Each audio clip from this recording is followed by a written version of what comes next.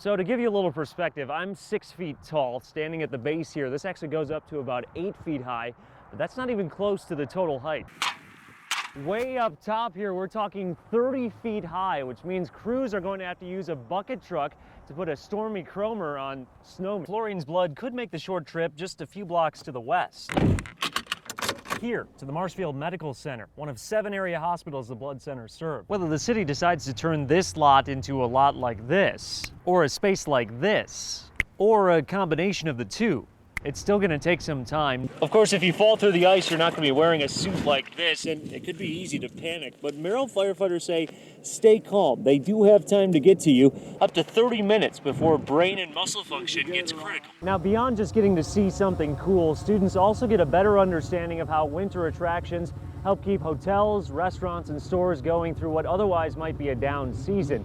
And it's a winter season that's also revved up by another January attraction just across town. A quick countdown led to a fast start for Bob Duhlman as he raced toward the meat department at Triggs and Rhinelander with one thing on his mind. All the good stuff. Over the course of 2 minutes and 47 seconds, Duhlman piled hams, porterhouse steaks, and turkeys into a shopping cart. That didn't leave much time for nervousness. Only when my wife looked at me with a weird look. What did that mean, do you know? Panic. Trigg selected the Duhlmans randomly as the store's 47th anniversary shopping spree winners. The Rhinelander couple woke up at 4:30 a.m. to make sure their strategy was in place. We kind of planned it together. We're in here all the time shopping, so we just looked around and see what we really wanted. The store gave away 1 year supplies of milk, ice cream, and Pepsi to other shoppers as part of the celebration. But the staff all looked forward to Monday the most. This is the big one, absolutely. Can I grab a couple of these? Store manager Don Tyson provided backup carts for Duhlman and made sure he followed the rules. 2 of anything, but no liquor, tobacco, or gift cards. We're excited for him. We're hoping he can get as much as possible and that they're safe because they're running at a very fast speed. The spree brought quite the haul. At $1,060.07, Duhlman grabbed the highest total in the Rhinelander Triggs contest history, leading to a different rush after the dash. And now we're going to restock the shelves. By 7:30 a.m., Duhlman could finally catch his breath. He's thankful his hometown store recognized regular customers and can't wait to race back. That's great. We'll come and do more shopping. In Rhinelander, Lane Kimble, Newswatch 12. As he suited up with a bit of swagger and his aviator sunglasses, all eyes were on Greg Fiss in his airplane Wednesday morning. But Fiss was quick to deflect the fame on the people watching him. They're the rock stars. We're more visible. Fiss filled up his single-engine air tanker, or seat, with 800 gallons of water to show a group of DNR firefighters at Rhinelander-Oneida County Airport how he can help. The DNR contracted planes carry fire-slowing chemicals to drop on hot spots. It's got big wings, but you've got a couple spots you can look down and see the fire pretty well. And then it's just pretty much feel. Fiss's arrival marks the first time the DNR ever stationed its seat planes in Rhinelander, and for good reason this week. This is one of the driest places in the state at this time.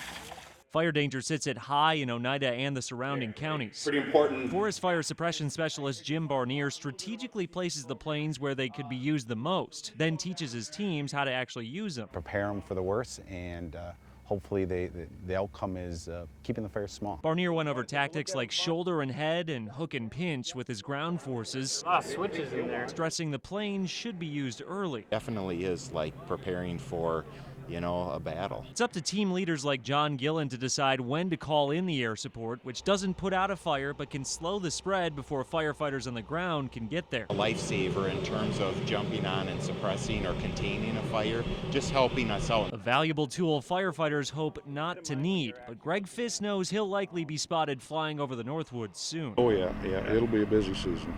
It always is. And if you go in, A Dr. Seuss book didn't carry the weight or length of a 600-page budget proposal. today is your day. But Lieutenant Governor Mandela Barnes felt children and politicians could learn a thing or two from Oh, the Places You'll Go. We are trying to take the state in a lot of places. We want to go very far. Barnes came to Wausau's Grant Elementary School today to join in Read Across America Day. You can go home. Passages explaining, I'm sorry to say so, but sadly it's true, the bang-ups and hang-ups will happen to you, hit home for Barnes after Governor Evers laid out his budget plans last night. It got immediate pushback from Republicans. Beyond frustrating, that's one word, but I choose to use the word irresponsible. GOP leaders called many of Evers' proposals dead on arrival.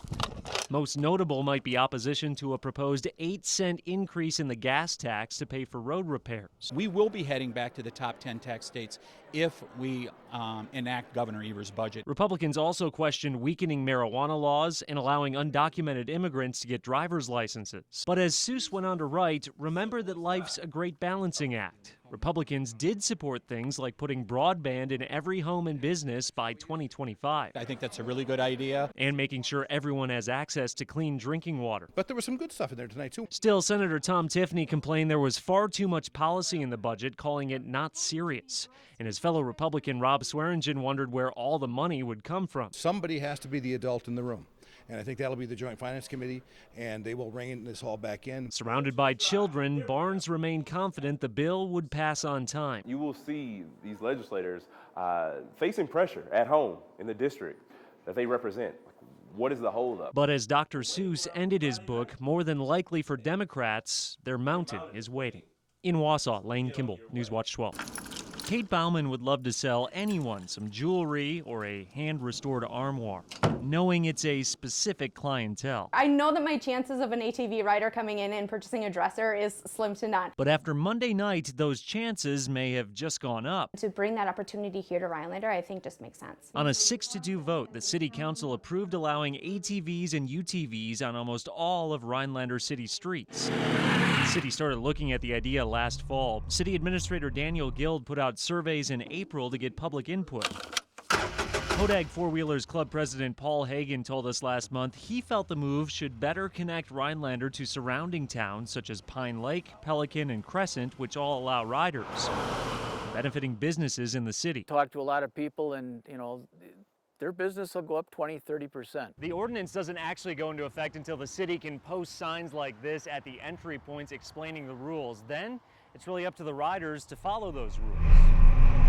They can make this or they can break this with their behavior. Rhinelander Police Chief Lloyd Gauthier says local clubs do a great job of policing themselves. Still, rules like following posted speed limits with a cap at 35 miles per hour anywhere, riders under the age of 18 being required to wear helmets, and a no-ride rule between midnight and 5 a.m.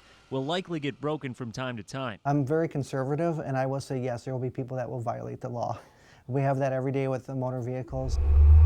The City Council can vote to rescind the ordinance at any time riding becomes an issue. Gauthier says police he talked to in Tomahawk and Eagle River both said it hasn't been one there. Being a larger municipality, I think we might be a test case as to how well that would go. Bauman hopes the ordinance sticks, even if it doesn't mean a UTV loading up a dresser. All of these other communities are benefiting from that type of traffic. It was just time that we capitalized on it as well. In Rhinelander, Lane Kimble, Newswatch 12.